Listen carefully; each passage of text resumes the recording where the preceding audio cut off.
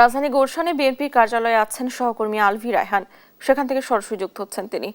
আলভি, বিএনপির স্থায়ী কমিটির জরুরি বৈঠক সম্পর্কে কোনো তথ্য আছে কিনা আপনার কাছে, আমাদেরকে জানাবেন।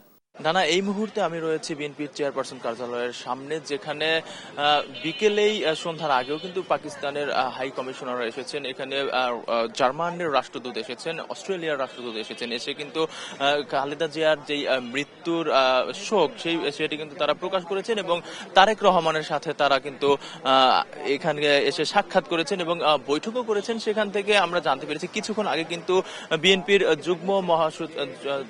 যুগ্ম মহাসচিব হুমায়ুন কবির তিনি আমাদেরকে জানিয়েছেন যে নির্বাচন নিয়ে তাদের কোনো উদ্বেগ নেই, তবে দীর্ঘদিন পরে দেশে বিএনপি হচ্ছে ভালো এবং সুষ্ঠু একটি নির্বাচন প্রত্যাশা করে, এমনটি কিন্তু তারা আমাদেরকে জানিয়েছেন। এছাড়া বিভিন্ন ভবিষ্যতের যেই কূটনৈতিক ব্যবস্থা বা দেশ পুনর্গঠন, নির্বাচনে তারা যদি ক্ষমতা আসে তারা দেশের কি কি কাজ করবেন সেই বিষয়ে কিন্তু আলাপ হচ্ছে ভিতরে, এমনটি কিন্তু আমাদেরকে জানিয়েছেন। এছাড়া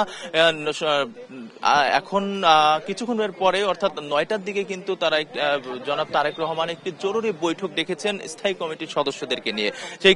সেই সদস্যরা কিন্তু ইতিমধ্যেই একে একে করে ম্যাক্সিমাম সবাই চলে এসেছেন। কিছুক্ষণের মধ্যেই সেই বৈঠক শুরু হবে এবং সেখান থেকে আজকে সব থেকে বড় যে ইস্যুটি রয়েছে যে জনাব তারেক রহমান তিনি দলের বিএনপির চেয়ারপারসনের যেই জায়গাটি খালি রয়েছে সেখানে আজকে তার নামটি প্রকাশ করা হতে পারে বলে এমনটি সম্ভাবনা রয়েছে আমরা জানতে পেরেছি। তাছাড়া গত ডিসেম্বরের 30 তারিখে বেগম খালেদা জিয়ার মৃত্যুর পর থেকে সেই জায়গাটি কিন্তু এখন পর্যন্ত খালি রয়েছে। আজকে আনুষ্ঠানিকভাবে কিন্তু সেটি প্রকাশ হতে পারে বলে আমরা জানতে পেরেছি। এর আগেও একদিন মির্জা ফখরুল ইসলাম আলমগীর তিনি বলেছিলেন যে 2-1 দিনের মধ্যেই বিএনপির চেয়ারপারসনের নামটি প্রকাশ করা হবে। এছাড়া কিছুক্ষণ পরে যে বৈঠকটি হবে সেখান থেকে আরো নির্বাচনীয় যে তথ্য আমরা জানবো, আমরা জানিয়ে দিব।